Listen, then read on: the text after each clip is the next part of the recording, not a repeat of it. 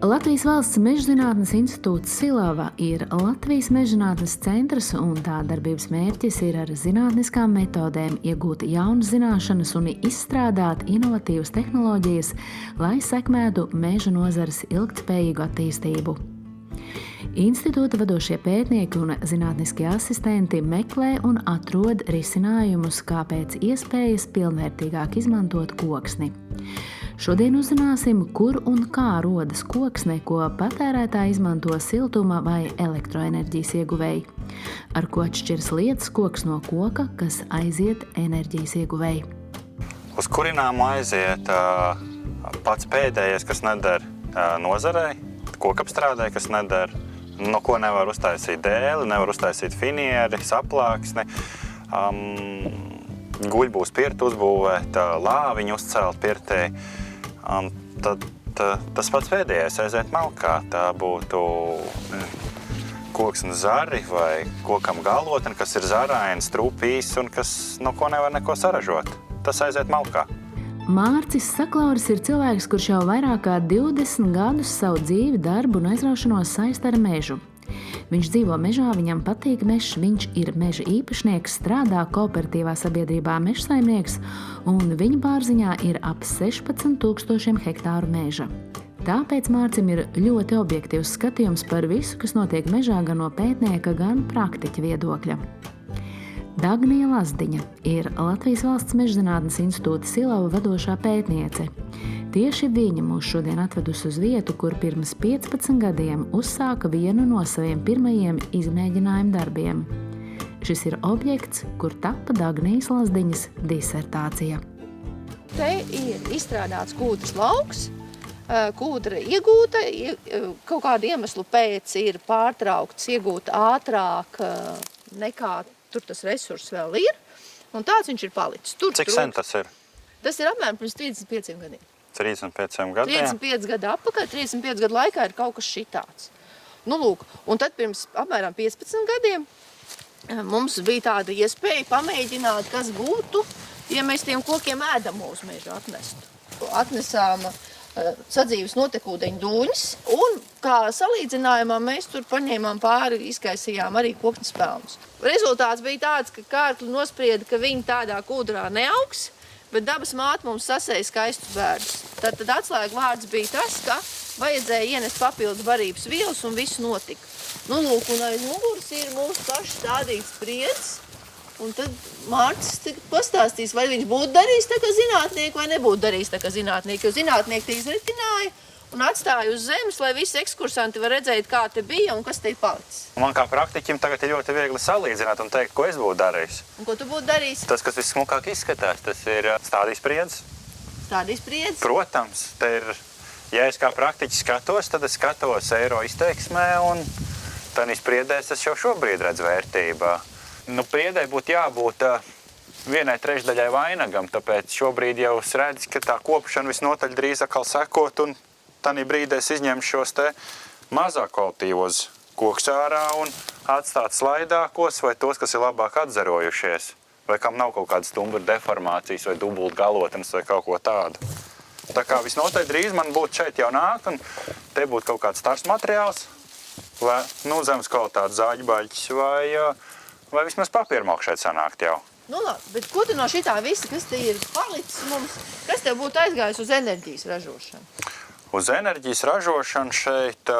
Nu, arī no tā, kas gar zemi ir atstāts un nokritis. No tas, kas atrodas zemē, es nerekomendētu ņemt neko, jo viena iemesla dēļ es domāju par saviem nākotnes kokiem, vai nu šis, vai nu tas.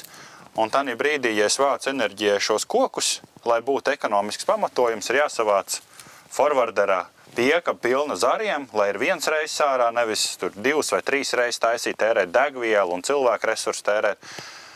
Bet tad, kad tā milzīgā tā slodzes bunda brauc cauri tai audzei, var sabojāt nākotnes kokus, un es zaudēju nākotnes vērtību kokam. Tāpēc es šos te kokus krājas kopšanā atstāju zemē, es viņus neņemu. Ja sanāk kāds materiāls te, tad varbūt kādu nogriezenu papīrmalku, kas saražot vai malku, tikai no šī, bet galotnes un zars tie visi paliek te. Plus es viņus klātu ceļā, pa kur vietu pārvietojas traktors, lai stiprinātu to ceļu vietu, lai traktors nebojātu augsni un zemesēdz nebojātu. Tā es būtu rīkojies šeit. Un ko tad tiem bērziem darīt? Ar tiem bērziem, tos bērzus es arī jau izkopu šobrīd. Bērzam tāpat kā priedē vajag 1/3 daļu vainagu no kopējā stumbra garuma. Un šobrīd ir tā 1/3 daļa, atsevišķiem kokiem jau ir mazāks tas vainags, sāk atzaroties.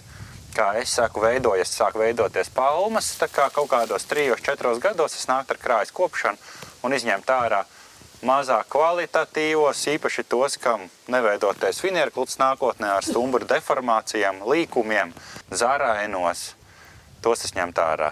Ja mēs veicam atjaunošanas cirti, kas nozīmē pilnīgi visas kokus novākt, tad priedē vai eglē vai arī bērzā tur tās malkas apjoms ļoti maz. Ļoti maz, arī zem 5%, jo tas aiziet zaļbaļķos, papīrmalka aiziet koksnes ķīmijas pārstrādē, celulozu un citas materiālus iegūst. Un malka īsti pat tur neiegūst. Tas saka zem 5%. Vidējā tā cirsam privātiem īpašniekam ir aptuveni 200 kubikmetri. Un ja es kā menedžers vēlos sagatavot dažādas sortimentus, kas dažbrīd ir pat 20 vai vairāk sortimenti, lai iegūtu maksimālo vērtību, tad no katras sortiments grupa tur sanāk mazāk nekā kravu konkrēts apjoms. Tad sanāk tā, ka, ja tas īpašnieks būtu strādājis viens pats, varbūt būtu gadījies, ka viņam aizgāja uz malku vai šķeldu kaut kas tāds, kas tagad aiziet uz kokmateriāliem. Jā. Tās kooperācijas sanāk, ka mēs viņu vairāk ražojam koksni, kurai ir lielāka pievienotā vērtība un mazāk aiziet uz enerģijas. Tas ir uzdevums pievienot vērtību katrai pagalai, viņu sašķirot, sagrupēt un realizēt tur, kur visvairāk naudiņas var dabūt. Jo, ja tanī brīdī, ja strādā viens pats, nocēr savus 200 kubikmetrus, un tev ir, piemēram, 15 kubikmetri vai 20 kubikmetri malkas, un 5 kubikmetri bērzu papīra malka. Lai to bērzu papīra malka aizves uz ostu, loģistikas izmaksas ir dārgas, degviela dārga, cilvēks dārgs, mašīna dārga, viss dārgs, tad viņi pieliek malkai un aizved uz granulām. Bet, ja tur ir vēl kādas ciršanas, vēl kaut ko var sakombinēt ar finierklučiem, kaut ko un aizvest uz vienu pircēju punktu, tad var naudu ietaupīt. Un ja mēs rēķinām naudu Excel tabulās, tad mēs zinām, ka eglis koksnē ir ļoti laba cena. Bet eglē ir tāda kaprīz dāma, ka viņa neaugs kurā katrā vietā, un šai te eglē, ko mēs te redzam, ir 15 gadi.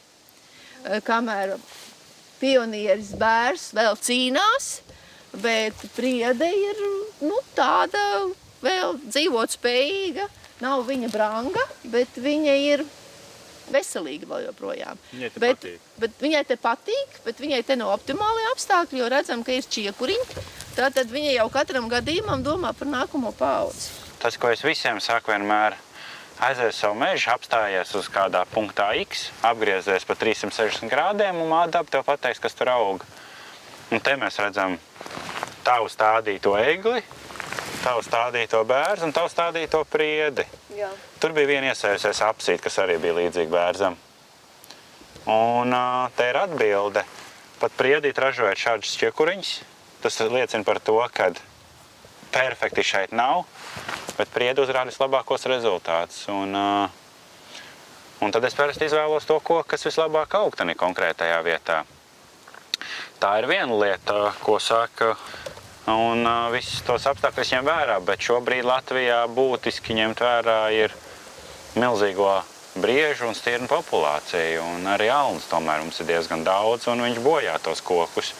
Tā kā pat, ja man sirds saka, ka jāstāda konkrētajā vietā priedi, es saprotu, ka to priedi sabojās, un tad es meklēju citu alternatīvu, vai es arī domāju, kā es to priedi aizsargāšu.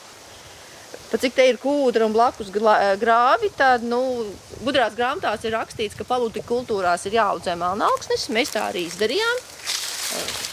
Šeit smuks, skaists celmiņš vidū.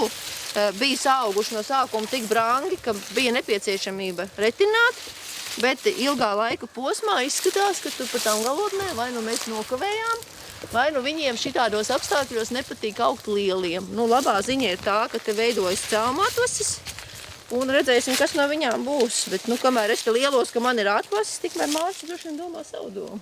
Melnaugsne patīk augt ūdenī. Ja?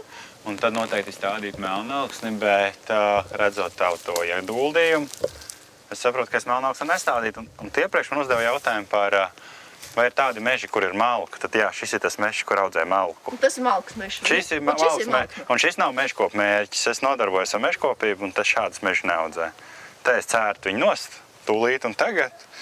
Un stāda priedes, priedes aug 70 cm gadā, dažas gadus pat ir bijis metru garš pieaugums.